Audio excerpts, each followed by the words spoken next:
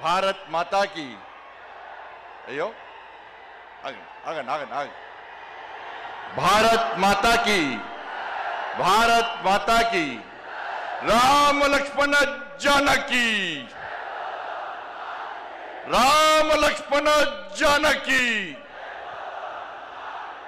वंदे वंदे जय श्री राम जरा गट्टिगा దండం పెడతా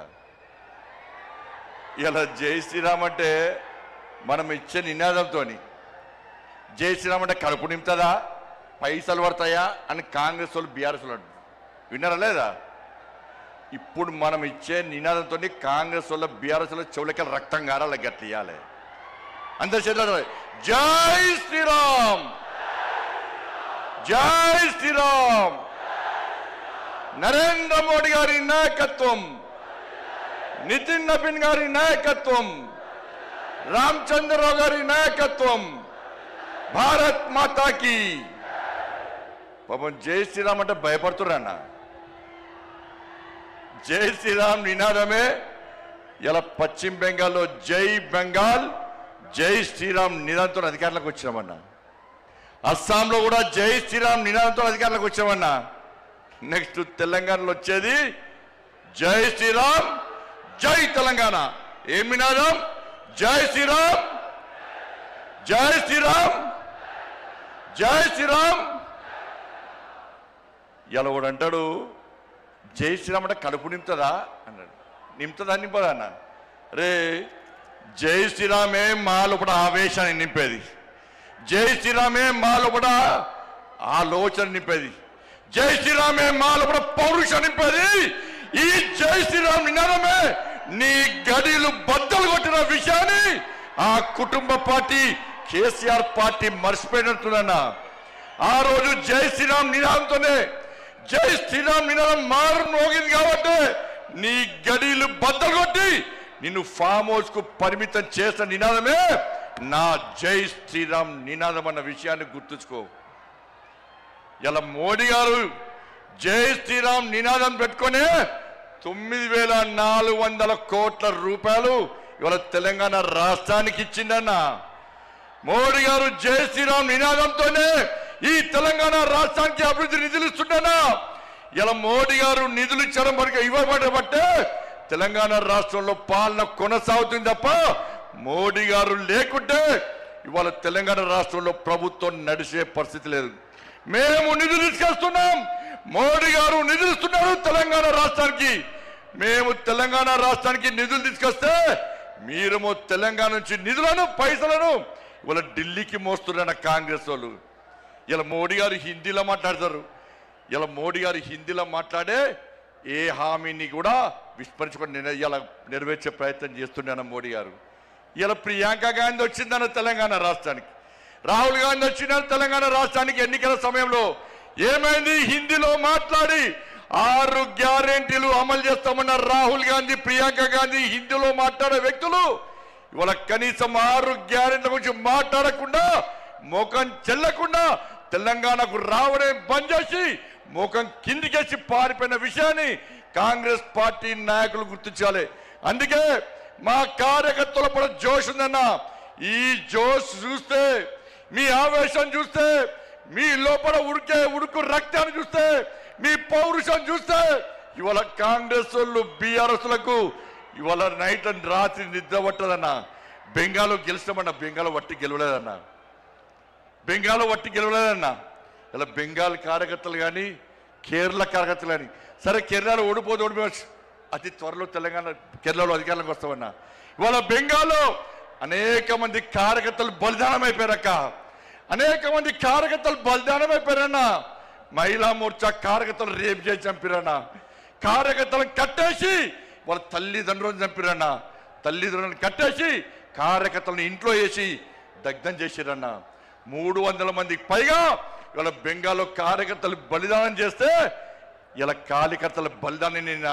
నరేంద్ర మోడీ నా అమిత్ షా వృధా ఓనేలేదన్నా ఎట్టి పరిస్థితుల్లో కసితోని సంకల్పంతోని ఇలా బెంగాల్లో ఎట్టి పరిస్థితుల్లో అధికారం రావాలని చెప్పి కార్యకర్తలు కష్టపడి కార్యకర్తలు కష్టపడి పనిచేసారు కాబట్టి కార్యకర్తల బలిదానం వృధా పోనీయకుండా ఇలా బెంగాల్లో అధికారంలోకి వచ్చినామన్నా.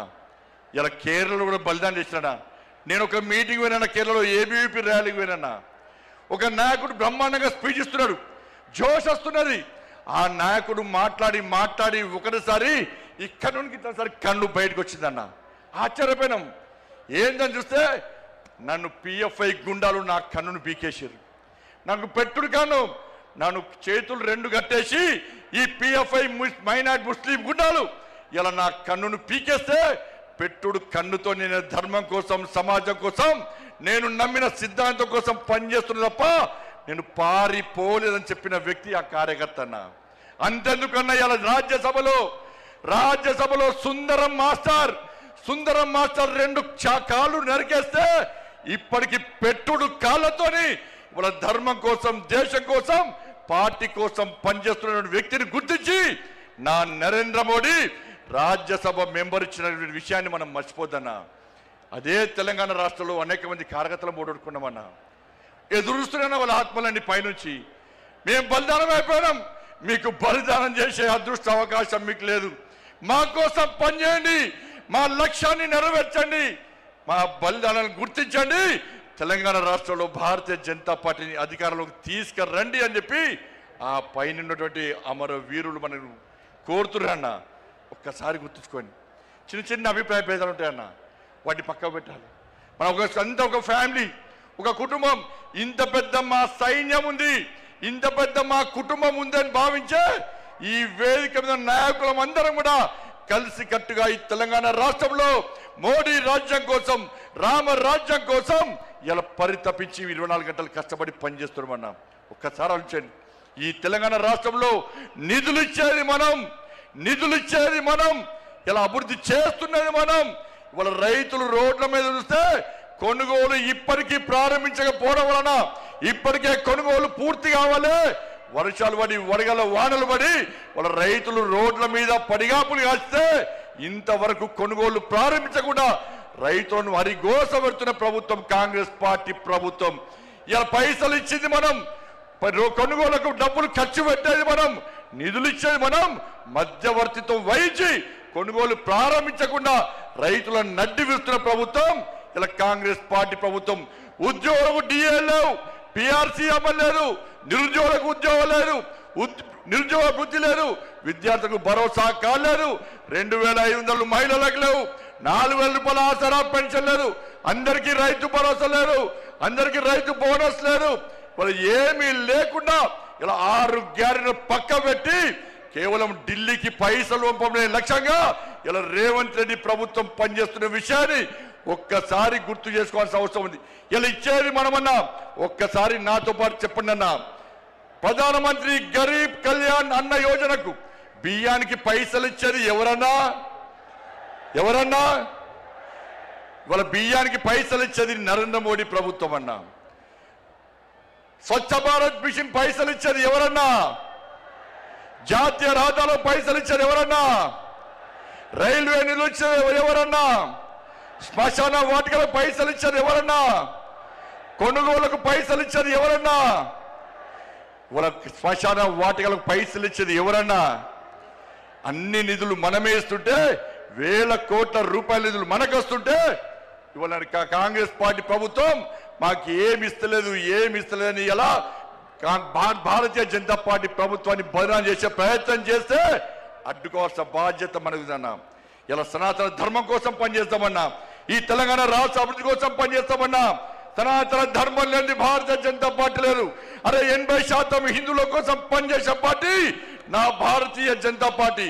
మేము ఒక వర్గానికి కొమ్ముగాయం, ఒక వర్గాన్ని వ్యతిరేకించాం. మేము సనాతన ధర్మానికి అడ్డొస్తే, నా ధర్మాన్ని హేళన చేసే ప్రయత్నం చేస్తే, నా సమాజాన్ని చీల్చే ప్రయత్నం చేస్తే ఏ భారతీయ జనతా పార్టీ కార్యకర్త ఊరుకునే ప్రసక్తి లేదు. మేము అల్లాను కించపరచలే, మేము యేసు ప్రభుని కించపరచలే, కానీ నా రాముని కించపరిస్తే, నా భగవంతుని కించపరిస్తే, నా సమాజాన్ని హేళన చేసే ప్రయత్నం చేస్తే ఊరుకునే ప్రసక్తి లేదన్న విషయాన్ని కాంగ్రెస్ పార్టీ, వాళ్ళ కమ్యూనిస్టు పార్టీలు కానీ బీఆర్ఎస్ పార్టీ కానీ గుర్తుంచుకోవాలి. అందుకే భారతీయ జనతా పార్టీ కార్యకర్తలారా అందరం కలిసి పనిచేద్దాం. నేను ఏ రోజు కూడా పార్టీ తల వంచుకునే పని చేయనన్నా. ఇలా పార్టీ కోసం పనిచేస్తాం మేమందరం కూడా. ప్రతి భారతీయ జనతా పార్టీ కార్యకర్త జై శ్రీరామ్, భారత్ మాతాకి జై అని నేను భారతీయ జనతా పార్టీ కార్యకర్తని చెప్పి తలెత్తుకొని సగర్వంగా తలెత్తుకునే విధంగా పనిచేస్తుంది తప్ప పార్టీకి తల వంచే పని చేయనన్నా. చాతగాని మూర్ఖులు, ధైర్యంగా రాజకీయంగా ఎదుర్కోలేని దద్దమ్మలు ఇలా ఏదో చేసి బండి సంజయ్ని గాని భారతీయ జనతా పార్టీని ఇబ్బంది పడితే నేను ఫామ్ హౌస్ లో ఎలుకని కాదన్నా, ఫామ్ హౌస్ లో ఎలుకని కాదన్నా. నేను నా అయ్య పేరు చెప్పి రాజకీయాలు రాలేదన్నా, నా తాత పేరు చెప్పి రాజకీయాలు రాలేదన్నా, ఏదో జెండా పెట్టి ఎత్తే రాలేదన్నా. నేను కాశాపు జెండాను, కమలపు జెండాను భుజం మీద మోసుకొని సామాన్య కార్యకర్తగా నా రాజకీయం ప్రారంభించి ఒక రాష్ట్రీయ స్వయం సేవక, ఒక ఏబీవీపీ కార్యకర్తగా, ఒక యువమోర్చా కార్యకర్తగా, ఒక నరేంద్ర మోడీ శిష్యునిగా భారతీయ జనతా పార్టీ కార్యకర్తగా పనిచేస్తున్నప్ప సగర్వంగా భారతీయ జనతా పార్టీ కార్యకర్తని తలెత్తుకొని తిరిగి పనిచేస్తున్నప్ప తల వంచే పని చెయ్యన్నా. నన్ను నమ్మండి అన్నా, తప్పుడు ప్రచారం నమ్మకండి అన్నా. మా ఎంబడి ఉండండి, ఇక వదిలిపెట్టే ప్రసక్తే లేదు. ఈ రోజు నుంచే మోడీ గారు ఈ రోజు వచ్చిపోయిన తర్వాత ఈ రోజు నుంచే తెలంగాణ రాష్ట్రంలో ధర్మం, తెలంగాణ అభివృద్ధి, ధర్మం ఆధారితంగా తెలంగాణ రాష్ట్రాన్ని అభివృద్ధి చేయాలంటే జై శ్రీరామ్, జై తెలంగాణ, జై శ్రీరామ్, జై శ్రీరామ్. ధన్యవాదాలు. జై శ్రీరామ్, జై తెలంగాణ.